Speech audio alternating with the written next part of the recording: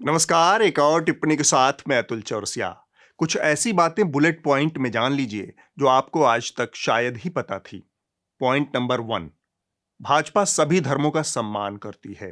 भाइयों बहनों, ये जो आग लगा रहे हैं, टीवी पे उनके जो दृश्य आ रहे हैं, ये आग लगाने वाले कौन है वो उनके कपड़ों से ही पता चल जाता है। पॉइंट नंबर 2, भाजपा किसी भी धर्म की धार्मिक शख्सियतों के अपमान की घोर विरोधी है। घोर विरोधी। पॉइंट नंबर 3, भाजपा ऐसी किसी भी विचारधारा के खिलाफ है जो अन्य धर्म या फिर मजहब का अपमान करती है।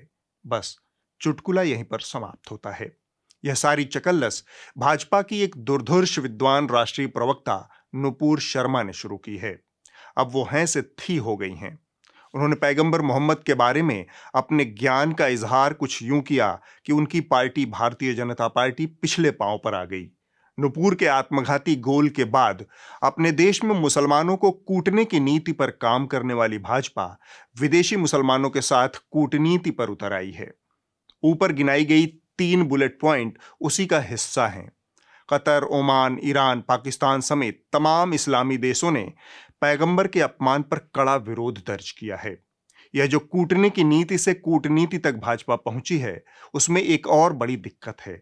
यह चकल्लस भाजपा की प्रवक्ता ने भाजपा के बचाव में की थी, यानी एक पार्टी के प्रतिनिधि ने, लेकिन माफी भारत देश को मांगनी पड़ रही है। इंटरनेशनल प्रेशर पैदा करने की ताकत आज हिंदुस्तान में 100 करोड़ का देश है। पूरी दुनिया पे प्रेशर हम पैदा कर सकते हैं। कोई हम पर कैसे प्रेशर पैदा? बीते 200 सालों में जमाना बहुत बदल गया है। समुंदर की यात्रा से धर्म भ्रष्ट होने वाले हिंदू अब बेझिझक 7 समुंदर पार पढ़ने और नौकरी करने जाते हैं। लोग गांव कस्बों से निकलकर शहरों, महानगरों और अमेरिका, यूरोप तक पहुंच रहे थे। इससे बड़ी उम्मीद जगी कि ये लोग जो अमेरिका, यूरोप की बहुराष्ट्रीय कंपनियों तक पहुंच गए हैं, उन्होंने हजारों साल पुराना अपना दकियानूस, जड़ियल अतीत पीछे छोड़ दिया होगा। अब वो अपनी सोच, व्यवहार और रहन सहन में प्रगतिशील हो गए होंगे। अब इनमें धर्म, जाति, रंग या पैदाइशी ऊंच नीच की भावना खत्म हो गई होगी। अब इनका नजरिया विश्व बंधुत्व में होगा, जहां हर व्यक्ति एक समान होता है। लेकिन यह कल्पना थी, कल्पना ही रह गई। असलियत जो हमारे सामने गाहे बगाहे हर दिन आती रहती है, वह कुछ और है। भारत के सुदूर 6 लाख गांवों से निकलकर जनता जब शहरों की ओर चली, महानगरों में पहुंची और वहां से अमेरिका, यूरोप पहुंची, तब अपने भीतर अपना जनेऊ छुपा कर पहुंची। जाति का कचरा अपने लगेज में बांधकर सिलिकॉन वैली तक ले गई। नतीजे में हम ये सब देखते हैं। It was once a granite traffic barricade at San Francisco's Golden Gate Park. It's now revered by thousands as a monument to the Hindu god Shiva. Mystery solved thanks to Jim Wofford. 4 years ago, he moved the stone there, as he's done with hundreds of stones in his job as a crane operator. We just placed it there in case they wanted to put it somewhere, maybe for a traffic barricade or in an entrance to a building. Soon, local Indian nationals noted the stone's phallic shape could be seen as the symbol of the Hindu god of power, Shiva. मंदिर के स्थान की महत्ता होती है, उसके गर्भगृह में प्राण प्रतिष्ठा होती है, जिससे उस स्थान का दैवीय महत्व बनता है। इस तरह चलते फिरते हर पत्थर पर फूल माला चढ़ाने से देवी देवताओं का भी उपहास होता है और देश समाज का भी। बहरहाल भूमिका बहुत लंबी हो गई, हम मुद्दे पर आते हैं। ये कहानी उन्हीं जालिया, फर्जी, प्रगतिशील, उच्च शिक्षा प्राप्त जातिवादी भारतीयों की है। हम दुनिया की सबसे बड़ी टेक कंपनी गूगल में काम करने वाले भारतीयों की बात कर रहे हैं। गूगल ने अप्रैल महीने में अपने यहां होने वाला एक टॉक शो रद्द कर दिया। इस टॉक शो की वक्ता अमेरिका में रहने वाली दलित अधिकार कार्यकर्ता और इक्वलिटी लैब की संस्थापक थेनिमोझी सुंदरराजन थी।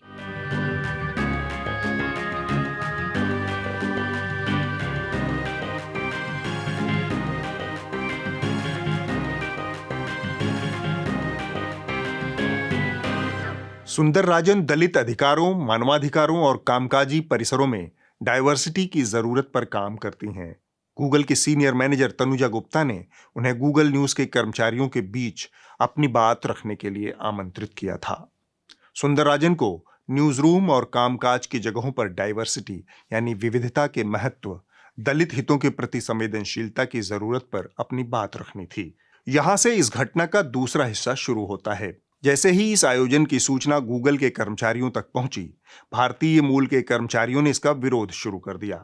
कहने की जरूरत नहीं कि ये वही लोग थे जो भारत के अपने गांव, कस्बे, शहर से अपनी जातीय श्रेष्ठता का कचरा सिर पर लादकर सिलिकॉन वैली तक पहुंचे हैं। गूगल के इंटरनल मेल सिस्टम में कार्यक्रम विरोधी मेल की बाढ़ आ गई। गूगल के हजारों भारतीय मूल वाले सवर्ण कर्मचारियों ने विरोध में भेजे गए मेल में सुंदरराजन को हिंदू विरोधी, हिंदू फोबिक, हिंदू हेटर कहकर संबोधित किया। दबाव में आकर गूगल ने यह आयोजन रद्द कर दिया। A senior manager at Google has resigned over the company's treatment of a Dalit rights activist earlier this year, leading to many accusing the global search engine of caste discrimination. थेनिमोजी Soundararajan ने Google के CEO सुंदर पिचाई से इस पर विरोध दर्ज करवाया और फिर से आयोजन की अनुमति देने का आग्रह किया, लेकिन गूगल ने उनके इस आग्रह को नजरअंदाज कर दिया। वाशिंगटन पोस्ट में छपी खबर गूगल के अंदरूनी माहौल में जातिवादी पूर्वाग्रहों का इशारा करती है। अपना विरोध दर्ज करते हुए इक्वलिटी लैब्स ने एक बयान जारी किया। जातिगत समानता के विरोधियों ने इस आयोजन को रद्द करवाने के लिए सुंदरराजन और इक्वलिटी लैब्स के खिलाफ गलत और भ्रामक जानकारियां फैलाई। सुंदरराजन ने इसका विरोध करते हुए गूगल के सीईओ सुंदर पिचाई को लिखा, मुझे अपनी बात कहने के लिए शब्द नहीं मिल रहे हैं। गूगल का रवैया मेरे प्रति बेहद दर्दनाक और भेदभाव भरा था। गूगल ने जातीय समानता पर आधारित शो को गैर कानूनी रूप से रद्द कर दिया। गूगल को अपने कर्मचारियों के भीतर जातिवाद जैसी समस्या को लेकर जागरूकता पैदा करनी चाहिए। इसी वजह से ये हमले लगातार जारी हैं। सुंदर पिचाई पर तीखी टिप्पणी करते हुए सुंदरराजन ने वाशिंगटन पोस्ट से कहा, पिचाई भारतीय हैं और ब्राह्मण हैं, तमिलनाडु से आते हैं। तमिलनाडु से होने के नाते श्रेष्ठता और जाति की जानकारी लोगों को खुद ब खुद हो जाती है, क्योंकि रोजमर्रा की बातचीत में ही जाति की राजनीति को आकार दिया जाता है। दूसरी ओर इस कार्यक्रम की आयोजनकर्ता गूगल की सीनियर मैनेजर तनुजा गुप्ता ने इस घटना के विरोध में इस्तीफा दे दिया है। वाशिंगटन पोस्ट में उनके विदाई मेल का अंश प्रकाशित हुआ है। 1 जून 2022 को भेजे गए इस मेल में गुप्ता लिखती हैं, किसी भी तरह की आंतरिक आलोचना की स्थिति में बदले की भावना से काम करना गूगल के भीतर एक सामान्य व्यवहार बन चुका है और महिलाएं इसका शिकार बनती हैं। इसी तरह वो लिखती हैं, जातिगत भेदभाव के मामलों से निपटने को लेकर गूगल जानबूझकर लापरवाह बना हुआ है। वास्तविकता यह है कि ये अलग अलग घटनाएं नहीं हैं, यह एक पैटर्न का हिस्सा है। अब हम इसके तीसरे पहलू पर आते हैं। सुंदर पिचाई, सत्या नाडेला, पराग अग्रवाल या वो गूगल के हजारों कर्मचारी जो जाति का कचरा सिर पर लाद कर अमेरिका पहुंच गए हैं, या जिन लोगों ने सुंदरराजन का टॉक शो कैंसिल करवाने के लिए माथे का पसीना एड़ी तक पहुंचा दिया, वो सब के सब आज जहां हैं वहां सिर्फ और सिर्फ मेरिट या प्रतिभा के दम पर नहीं है। इनके वहां होने में कायनात की कई स्थितियों का हाथ है। पहला तो ये कि वो सही वक्त में सही जगह पर मौजूद थे, ऊंची जाति से थे और इस कारण उनके पास पर्याप्त रिसोर्स थे। दूसरा, आज वो जिस जगह पर हैं उसके पीछे अमेरिकी सरकार के अफर्मेटिव एक्शंस का भी बड़ा हाथ है। उनकी डाइवर्सिटी पॉलिसी का बड़ा योगदान है। यह अचानक से जो पिचाई, नाडेला या अग्रवाल सिलिकॉन वैली में चमकने लगे हैं, उसके पीछे अमेरिका की उस उदारवादी डाइवर्सिटी पॉलिसी को भूलिए मत। जब आप इस नजरिए से चीजों को देखेंगे तो पाएंगे कि ये लोग खुद अमेरिका की कुछ विशेष नीतियों के लाभार्थी हैं, लेकिन अपने देश यानी भारत में ये लोग इस तरह की समस्या के समर्थक हैं। ये आरक्षण के खिलाफ हैं, जातिवाद के पक्षधर हैं। ये मेरिटधारियों का दोहरापन है। खैर, सुंदर पिचाई ने सुंदरराजन के मेल का जवाब नहीं दिया है। अब आगे बढ़ते हैं। कश्मीर से दिल दहलाने वाली खबरें आ रही हैं। बीते हफ्ते एक के बाद एक 3 लोगों की आतंकवादियों ने हत्या कर दी। आतंकवादी घटनाओं में आई तेजी के चलते कश्मीर में एक बार फिर से हालात खराब होने लगे हैं। एक आंकड़े के मुताबिक इस साल सिर्फ जनवरी से जून महीने के बीच 20 लोगों को आतंकवादियों ने निशाना बनाया है। जम्मू कश्मीर से आ रही खबर के साथ जहां टारगेट किलिंग का सिलसिला रुकने का नाम नहीं ले रहा, कल एक ही दिन में 2 टारगेट किलिंग के मामले सामने आए। कुलगांव में बैंक मैनेजर की हत्या के बाद अब बडगांव में बिहार के एक मजदूर की हत्या कर दी गई। खबरिया चैनलों पर एक बार फिर से कश्मीर की आड़ में वही गंदा खेल शुरू हो गया है जिसके लिए वो बदनाम हैं। खैर, नीचे गिरने के मामले में इन साहब का कोई मुकाबला नहीं है। सबसे हैरानी की बात यह है कि भारत के ही एक राज्य में हिंदुओं की चुन चुन कर हत्याएं की जा रही हैं और धर्मनिरपेक्षता और लोकतंत्र के तमाम ठेकेदार इन हत्याओं के लिए आतंकवादियों को नहीं बल्कि मोदी सरकार को जिम्मेदार मान रहे हैं। इनमें से एक भी आदमी ऐसा नहीं जिसने आतंकवादियों की आलोचना की हो, पाकिस्तान की आलोचना की हो। अब आप इनकी चतुराई देखिए। खुद भारत सरकार ने आतंकवादियों से पिछले 30 सालों में कोई बातचीत नहीं की है, लेकिन ये हमको और आपको सलाह दे रहे हैं कि आतंकवादियों से सवाल पूछा जाए। ये चतुराई इसलिए ताकि इनके आकाओं की जवाबदेही से मुक्ति मिल जाए। यह कहना कि लोग मोदी से सवाल क्यों पूछ रहे हैं, दरअसल यह धूर्तता की चरम अवस्था है। आप यह वीडियो देखिए। मैं पूछना चाहता हूं, ये 41,849 लोग घाटी के और कश्मीर के मरे, इसका हिसाब किसको देना है? और मुझे बहुत स्पष्टता है, ये 41,849 लोग, उनकी जान न जाती सभापति महोदय, अगर धारा 370 न होती। और अब ये कह रहे हैं कि मोदी से सवाल क्यों कर रहे हो। बहरहाल यह ऐसा समय है जब कश्मीर में आतंकवाद तेजी पर है, निर्दोष लोगों की जान जा रही है। ऐसे वक्त में खबर क्या है और मीडिया की जिम्मेदारी क्या है, इस पर बात होनी चाहिए। सबसे पहले बात मीडिया की जिम्मेदारी की। 70 साल से जो लोग कश्मीर की समस्या का पुख्ता हल करने का दावा कर रहे थे, जिन लोगों ने एक के बाद एक चुनाव कश्मीर और धारा 370 को मुद्दा बनाकर लड़ा, जो लोग इसका सबसे ज्यादा आज राजनीतिक फायदा उठा रहे हैं, आज मीडिया उनसे सवाल नहीं पूछ रहा। सवाल यह कि आप 8 साल से देश की सत्ता में हैं, केंद्र और राज्य दोनों जगहों पर आपकी सरकार है, तब भी निर्दोष लोग क्यों मारे जा रहे हैं। लेकिन दरबारी मीडिया, हुड़कचुल्लू एंकराएं आपको सलाह दे रहे हैं कि मोदी से सवाल मत पूछो, आतंकवादियों से पूछो। अचानक आतंकवादी घटनाओं में बढ़ोतरी हुई है, ये एक रियलिटी है। टारगेटेड किलिंग जिसे कह रहे हैं, ढूंढ के ढूंढा जा रहा है किसके नाम के पीछे क्या है, कपूर है या खान है, क्या है। सीसीटीवी फुटेज देख रहे हैं आप, चिलिंग सीसीटीवी। वो आता है, पहले देखता है कौन बैठा है, फिर दोबारा अंदर आता है और आके गोली मारता है। लोगों के अंदर इसका सिर्फ एक कारण, लोगों के अंदर भय पैदा करना। कश्मीरी जानबूझ के हिंदू मुसलमान का दोबारा डिवाइड क्रिएट करना कौन चाहता है? ये आतंकवादी, ये डरपोक बॉर्डर पार पाकिस्तान में जिनकी जड़ें हैं, वहां से होता है। और आज हम ये पूछ रहे हैं कि आतंक की कश्मीर फाइल्स कब तक, क्योंकि जम्मू से लेकर श्रीनगर तक कश्मीरी पंडितों का गुस्सा सातवें आसमान पर है। देश में नफरत का माहौल है या देश में ज्ञानवापी से लेकर कुतुब मीनार तक धार्मिक विवाद इसलिए उठाए जा रहे हैं क्योंकि देश में हिंदू मुस्लिम वाली राजनीति हो रही है। मतलब एक लकीर खींचने की कोशिश है, दरार डालने की कोशिश है, खाई बढ़ाने की कोशिश की जा रही है, नफरत वाली राजनीति, ये आरोप है। क्या कश्मीर में हिंदुओं की टारगेट किलिंग से लेकर यूनिफॉर्म सिविल कोड तक की तैयारी के पीछे विभाजन वाली राजनीति है? सवाल ये कि आखिर ये कौन सी सोच है जो पिछले 30 सालों से कश्मीर से कश्मीरी पंडितों को बेदखल करना चाहती है? यानी सिक्योरिटी फोर्सेस के सामने तुम दबाकर भागने वाले बुज़दिल आतंकी अब निहत्थे नागरिकों को चिन्हित करके मौत के घाट उतार रहे हैं। लेकिन इस मुद्दे पर सियासत यानी पॉलिटिक्स भी खूब हो रही है और उसमें शुरू हो गई है। इस बैंक मैनेजर का अपराध सिर्फ इतना था कि एक हिंदू था और राजस्थान से कश्मीर में नौकरी करने के लिए आया था, ये सोचकर कि जम्मू कश्मीर भी शायद भारत का ही हिस्सा है, यहाँ पर भी भारत का ही संविधान चलता होगा और वो अपने ही देश के एक राज्य में नौकरी करने के लिए आया है जो कि उसका अधिकार है। लेकिन उसे ये नहीं पता था कि हिंदू होना इस इलाके में अपराध माना जाता है। मैं देख रहा हूँ कि कश्मीरी पंडित, कश्मीरी हिंदू जो सड़कों पर निकल रहे हैं, जो जम्मू में सड़कों पर है, कश्मीरी मुस्लिम क्यों नहीं सड़कों पर निकल रहे हैं सारी हत्याओं पर? मेरा सवाल ये, कश्मीरी मुस्लिम क्यों नहीं प्रदर्शन कर रहे हैं इनके हक में? अब इसका दूसरा हिस्सा जो ज्यादा महत्वपूर्ण है वह ये कि कश्मीर से खबर क्या है। खबर वो है जो इस देश के लगभग सारे घोघा बसंतों ने गायब कर दिया है। खबर ये है कि कश्मीर घाटी से एक बार फिर 1990 की तरह कश्मीरी पंडितों, अल्पसंख्यकों, बाहरी मजदूरों और कर्मचारियों का पलायन शुरू हो गया है। कहाँ सिक्योरिटी दे पाएंगे तमाम लोगों को, कैसे सिक्योर, क्योंकि ऑफिस भी जाना है और डिस्ट्रिक्ट हेडक्वार्टर हो, तहसील, घर से तो निकलना है, सब्जी तो लानी है, बाहर मार्केट में तो निकलना है। तो आप बोल रहे थे कि आप तमाम जो यहाँ के लोग हैं आप यहाँ से निकल के जम्मू जाएंगे? बिल्कुल अपने अपने घरों में। बिल्कुल सर, यही फैसला था। पंडित मुलाजमीन, हिंदू मुलाजमीन का रश श्रीनगर एयरपोर्ट पर देखने को मिल रहा है।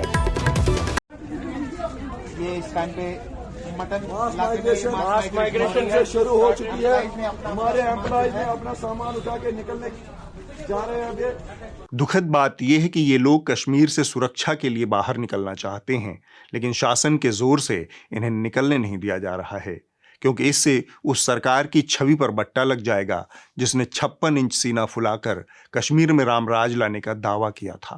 बोल रहा है ऐसे कर रहा है, हम आगे बोल रहे हैं, आगे चला इसके ऊपर, बोल रहा है इसके ऊपर चला गाड़ी, किसके ऊपर? ये बोल रहा है, ये नाम क्या इसका? कर रहा है ऐसे चला गाड़ी, ऐसे किया बोल रहा है गाड़ी, ये भी है वो।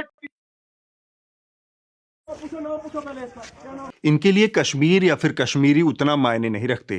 कश्मीर के बहाने पूरे देश में हासिल होने वाला सियासी फायदा कहीं ज्यादा मायने रखता है। फिलहाल जो हालात हैं उसमें सरकार को अपनी कश्मीर नीति में तत्काल कुछ बदलाव की जरूरत है, खासकर तब जब इन गड़बड़ियों की शुरुआत इसी सरकार ने की है। अव्वल तो कश्मीर से राज्य का दर्जा छीनकर उसे केंद्र शासित राज्य बनाना सिर्फ और सिर्फ कश्मीर को अपमानित करने का कदम था। कश्मीर को पूर्ण राज्य का दर्जा बहाल करना चाहिए। दूसरी बात, केंद्र शासित होने के बावजूद कश्मीर में विधानसभा का प्रावधान है, लेकिन 3 सालों से वहां राजनीतिक प्रक्रिया रुकी हुई है। इसको शुरू करने में केंद्र सरकार ने कोई दिलचस्पी नहीं दिखाई है। कश्मीर के लोगों के हाथ में उनके राजनीतिक प्रतिनिधित्व का हक होना चाहिए। कश्मीर को अपने जनप्रतिनिधि चुनने का मौका जल्द से जल्द मिलना चाहिए। ये जनप्रतिनिधि ही अंततः लोगों को शासन के साथ जोड़ने का काम करेंगे। फिलहाल कश्मीर की जनता के पास उसका नेतृत्व ही नहीं है। यह लोकतंत्र की भावना के भी खिलाफ है। और अंतिम बात, कश्मीर एक राजनीतिक समस्या है। इसे राजनीति के जरिए ही हल करना होगा। सरकार इसे लॉ एंड ऑर्डर की समस्या बताना बंद करे। आगे बढ़ने से पहले आप लोगों से एक जरूरी बात, न्यूज लॉन्ड्री पर आप कश्मीर या फिर देश के अलहदा हिस्सों से जो जमीनी खबरें और रिपोर्ट देख रहे हैं वो आप ही के बीच मौजूद हमारे कुछ सब्सक्राइबर्स की बदौलत हो पाता है, क्योंकि हम किसी तरह का विज्ञापन नहीं लेते। यहाँ तक कि हमारा YouTube चैनल भी पूरी तरह विज्ञापन से मुक्त है। इस दौर में मीडिया की जो बदहाली है उसके पीछे विज्ञापन की बड़ी भूमिका है। न्यूज लॉन्ड्री विज्ञापन आधारित मीडिया को बदलने का एक प्रयास है ताकि खबरें आज़ाद रहें और आप गर्व से कह सकें, मेरे खर्च पर आज़ाद हैं खबरें। आपके महीने की चाय, कॉफ़ी या फिर सिगरेट के खर्च से भी कम है न्यूज लॉन्ड्री का सब्सक्रिप्शन। उम्मीद है आपका समर्थन हमें मिलेगा। बीते कुछ सालों में इस देश में ऐसे लोगों की भरमार हो गई है जिन्हें न कुछ पढ़ाया गया, न कुछ बताया गया, न कुछ दिखाया गया। बस ये जैसे तैसे जवान हो गए और फिर करोड़पति अरबपति हो गए। सरकारों ने इसमें कोई योगदान ही नहीं किया। कुछ महीने पहले ये साहब एक फिल्म लेकर आए थे। तब इनका दावा था कि 30 साल से कुछ बताया ही नहीं गया, इसलिए इनको बताना पड़ रहा है। हमारे देश में इससे पहले जितने भी सांप्रदायिक दंगे हुए उन पर फिल्में भी बनी, किताबें भी लिखी गईं और इन दंगों को चुनावी मुद्दे भी बनाए गए। लेकिन ना जाने क्यों कश्मीरी हिंदुओं का ना तो कभी मुद्दा बना, ना बड़ी स्क्रीन तक उनका दर्द पहुंचा और ना ही कभी उनकी पीड़ा चुनाव में मुद्दा बन के उभरी। ये नरसंहार हिंदुओं का हुआ था, इसलिए हमारे देश के लोगों ने इसकी तरफ कभी ध्यान ही नहीं दिया। लेकिन अब इस मुद्दे पर एक नई फिल्म आई है जिसका नाम है द कश्मीर फाइल्स। विवेक बाबू, मेरी सलाह है कि अगर आप थाईलैंड घूमकर वापस आ गए हों तो चटपट कश्मीर चले जाइए। कश्मीर में आपकी अगली फिल्म का पुनर्पाठ चल रहा है। इस बार भी अगर नहीं गए तो 30 साल बाद फिर वही शिकायत करेंगे कि कुछ बताया ही नहीं गया। फिर कोई प्रधानमंत्री खोजना पड़ेगा आपकी फिल्म प्रमोट करने के लिए। इसी लॉट में से एक नया माल सामने आया है। इनका भी दावा है कि इन्हें तो कुछ पढ़ाया ही नहीं गया। मैं आपको बताता हूँ, हमने जितना कुछ जानते हैं वो हमारे टेक्स्ट बुक्स में करीबन सिर्फ 4 लाइनें हैं, सिर्फ 4 लाइनें। ये मैं किताब भी ले आया, मैंने इनको किताब पढ़ाना शुरू। ये 8वीं कक्षा की किताब है। तो ये किताब के अंदर आप देखेंगे सम्राट पृथ्वीराज चौहान या हमारे हिंदू राजा के बारे में सिर्फ 4 लाइनें हैं और मुगल एम्पायर की पूरी किताब के अंदर भरी हुई है। बात ये नहीं है कि कुछ पढ़ाया नहीं गया, बात ये है कि पढ़ाई लिखाई को लेकर आपकी सोच क्या थी। तो अब से पढ़ लीजिए। ऐसा नहीं है कि इतिहास की किताबें खत्म हो गई हैं। अगर किताबें होती नहीं तो डॉक्टर चंद्र प्रकाश द्विवेदी खुद कहाँ से पढ़ते, कहाँ से रिसर्च करते और कैसे ये फिल्म बनाते। ये सारी कचौधन हाल ही में रिलीज हुई अक्षय कुमार की फिल्म सम्राट पृथ्वीराज को लेकर है, जिसे डॉक्टर चंद्रप्रकाश द्विवेदी ने निर्देशित किया है। फिल्म सिटी के घाट घाट पर अपनी फिल्म का प्रमोशन कर रहे अक्षय कुमार कहते हैं, और जब मैंने अक्षय को कहा कि मैं ये फिल्म करना चाहता हूँ तो इनका यही था कि मैं ये फिल्म तब करूँगा जब इसमें नैरेटिव को बदलने की कोई संभावना हो।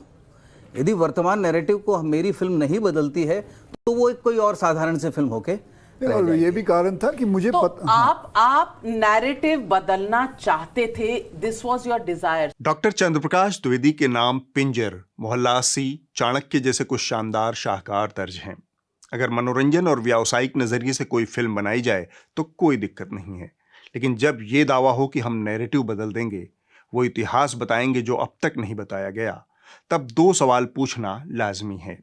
पहला, अगर हिंदू राजाओं का इतिहास पढ़ाया नहीं गया तो आपकी जिम्मेदारी है कि आप जो बताएं वह पूरी तरह तथ्य पर आधारित हो, न कि मिथक पर आधारित हो। दूसरा सवाल, क्या साहित्य को इतिहास बनाकर दर्शकों के सामने पेश करना एक किस्म की बौद्धिक बेईमानी नहीं है? या आप मानते हैं कि साहित्य और इतिहास एक ही चीज है? यह दोनों सवाल मैंने इसलिए किए क्योंकि जिस साहित्यिक रचना के आधार पर यह फिल्म बनी है, अब मैं उसके इतिहास के बारे में बात करूंगा।